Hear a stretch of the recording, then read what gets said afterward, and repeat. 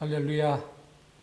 오늘은 마가복음 7장 24절에서 30절 말씀을 가지고 큰 믿음을 가진 한 여인에 대해서 말씀을 상고하겠습니다. 여자는 약하지만 어머니는 강하다라는 말이 있습니다.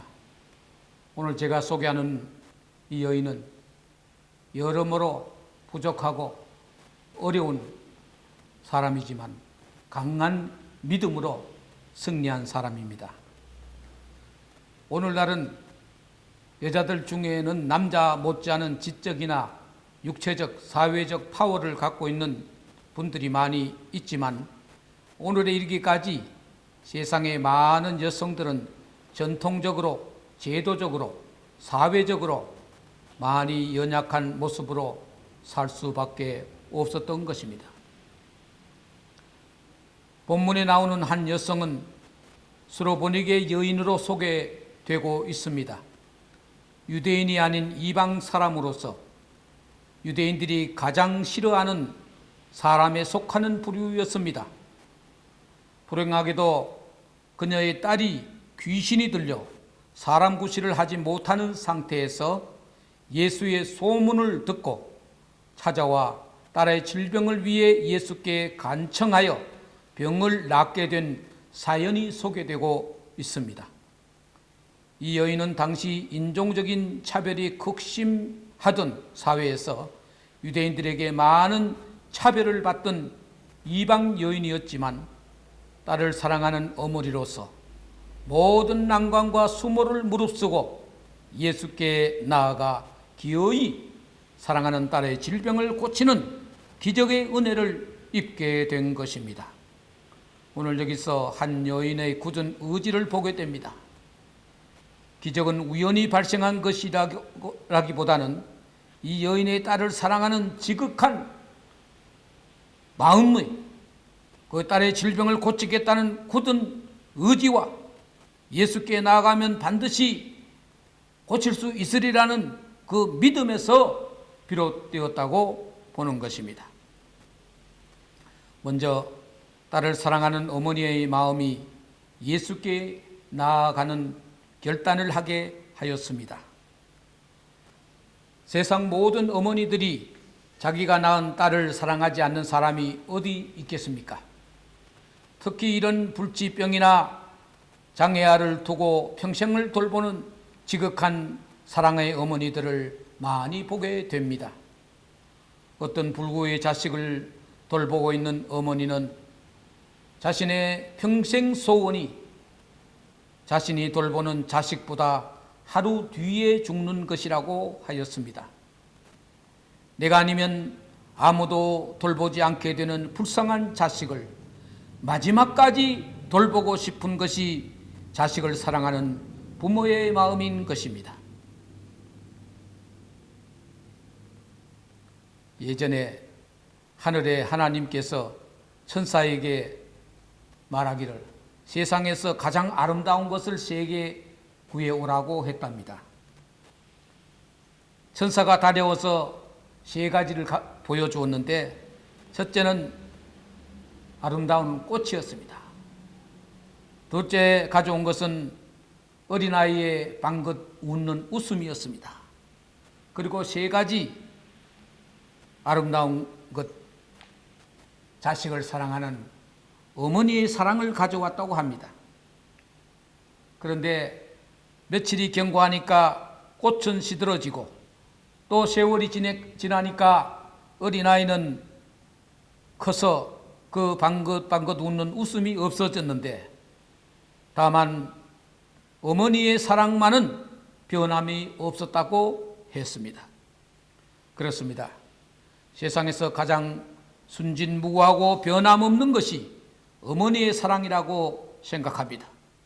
그것은 어느 민족이나 족속이나 나라를 막론하고 거의 같을 것입니다. 여기 수로보니게 여인이라고 해서 다를 바가 없었습니다.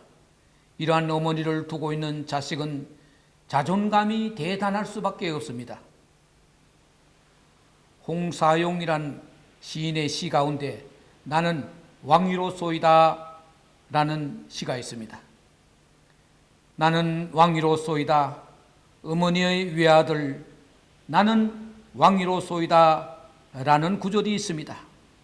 정말 이토록 나를 왕처럼 대접하고 시중 들고 사랑하는 어머니를 자식은 왕과 같은 지존감을 갖게 되는 것입니다. 그런 어머니를 가진 자식은 정말 자기가 왕이라고 착각하고 살게 되는 것이 아니겠습니까?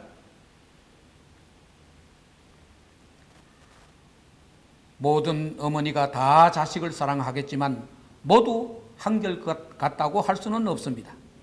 그 중에서도 정말 눈물겹도록 자식을 돌보는 따뜻한 어머니도 많을 것입니다. 이 수로분에게 여인도 그 지극한 모성애를 가진 어머니임이 틀림이 없는 것 같습니다. 그녀는 어디선가 예수의 소문을 들었다고 했습니다. 병든 자를 불쌍히 여길 뿐 아니라 고쳐주시고 이적을 베푸신다는 소문을 들은 것이 이 여인이 예수를 찾게 된 첫째 요인이 된 것입니다. 로마서 10장 17절 말씀에 믿음은 들음에서 난다고 하였습니다. 그렇다면 누군가가 예수의 소문을 전하는 자가 있었을 것입니다. 로마서 10장 14절에 그런즉 그들이 믿지 아니하는 일을 어찌 부르리요 듣지도 못한 일을 어찌 믿으리요 전파하는 자가 없이 어찌 들으리요라고 하였습니다. 이 말씀을 역순으로 하면 먼저 전파하는 자가 있어야 했으며 듣는 자가 있었고 그리고 믿게 되었다는 것입니다. 누군가 이 여인에게 예수에 관한 소식을 전해준 사람이 있었다는 것입니다. 정말 그 입술이 복되고 그 전하는 발이 아름다운 것입니다. 이 여인에게 전해준 이 단편의 소식은 그야말로 복음 중에 바로 복음인 것이었습니다. 오늘 이 여인은 이 아름다운 복음을 듣고 주저하지 않고 예수님께 찾아간 것입니다. 다음으로 이 여인은 막힌 벽을 헌 사람, 막힌 벽을 극복한 여인이었습니다. 이번에 미국 민주당 전당대회에서 대통령 후보로 지명된 그 힐러리 클린턴, 그분이 그 지명될 때 스크린에 그 머리 위에 있던 유리 천장이 확 부서지는 그런 모습을 방영을 했습니다. 오늘 민주사회라고 하더라도 여자들에게는 한계가 많다는 것입니다. 그래서 그것을 유리천장이라고 합니다. 눈에 보이지는 않지만 여자들에게는 무언가 제약하고 억누르는 그런 유리천장과 같은 것이 있어서 여자들이 위로 진출할 수도 없고 능력을 발휘할 수 없다는 것입니다. 오늘날 또 그렇거든. 하물며 예전에는 어떻겠습니까? 대놓고 차별하던 시대였습니다. 유대인들은 성전 울타리 담에 이방인과 여자와 개의 출입을 금합니다라고 써놨다는 것입니다. 이 짧은 말 속에 인종차별, 성차별이 다 들어가 있습니다. 부끄러운 이야기지만 우리 조상들도 차별에 있어서는 조금 더 뒤떨어지지 않았습니다.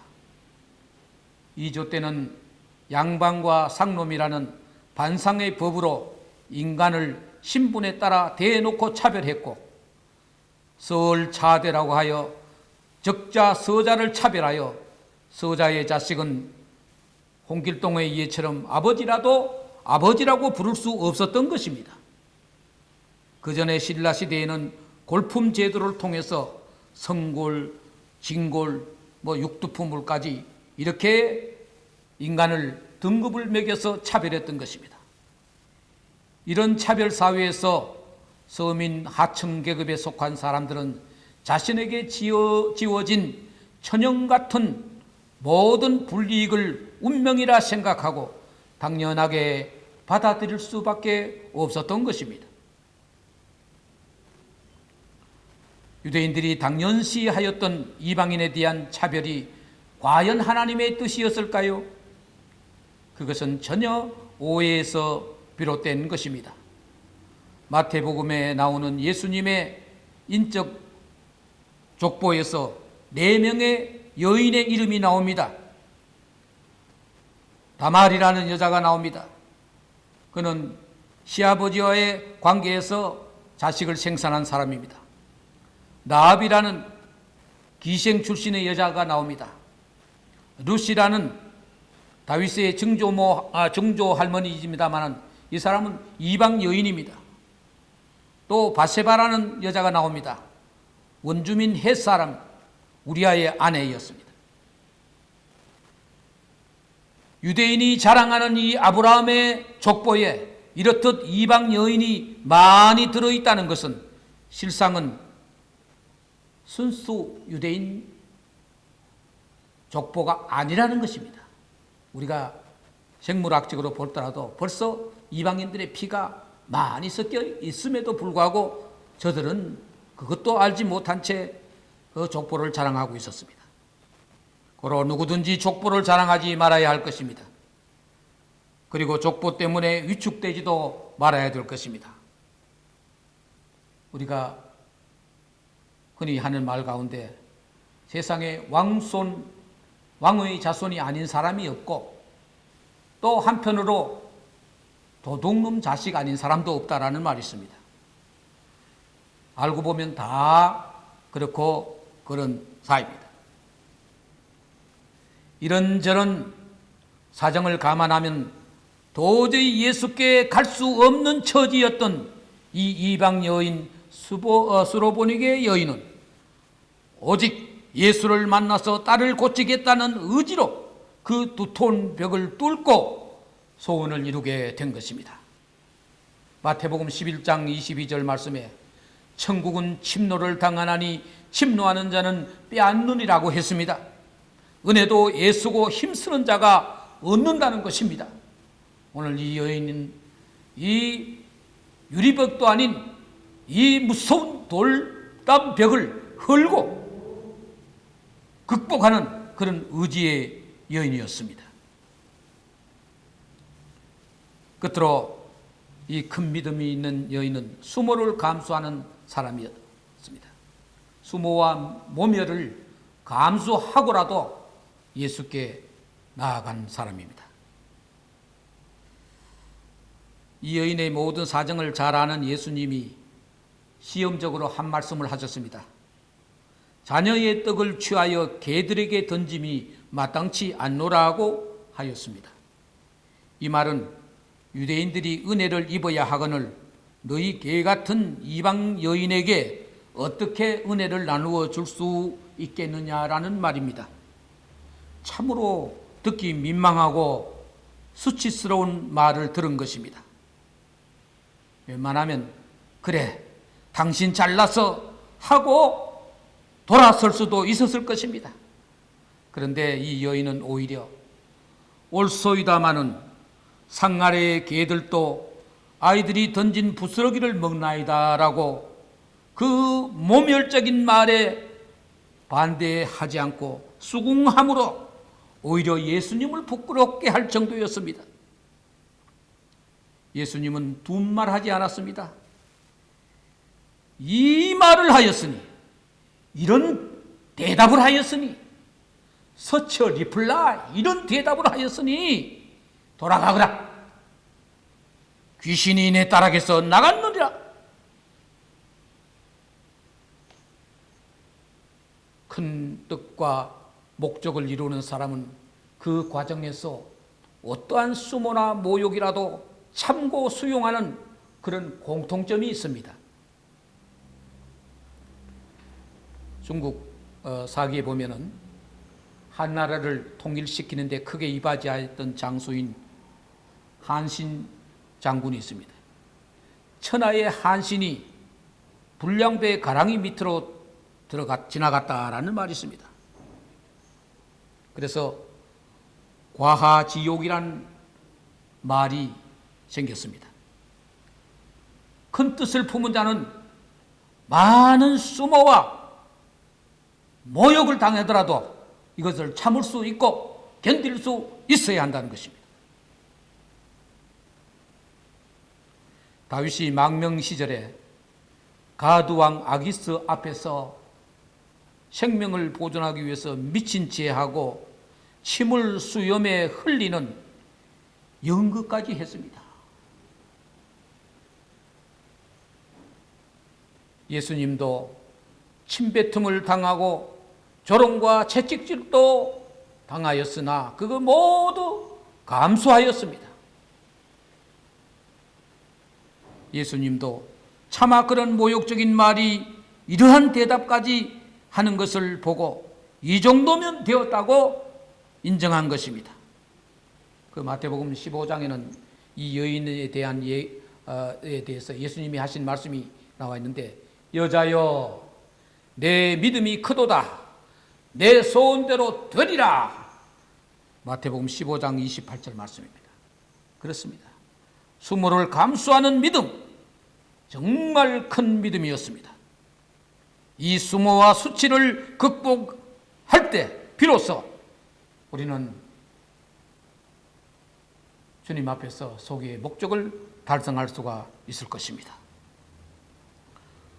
복음을 듣고 자기 앞에 놓여있는 벽을 극복하고 수모를 감내한 수로보니게 여인, 그녀는 결국 인정받는 믿음의 사람이 되었습니다.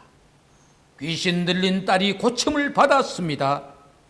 세상에 버림받을 수밖에 없던 딸이 어머니의 딸 여왕처럼 된 것입니다. 이런 믿음, 이런 의지가 광명을 얻게 하였습니다. 저와 여러분도 이와 같은 믿음의 소유자가 되기를 소원합니다.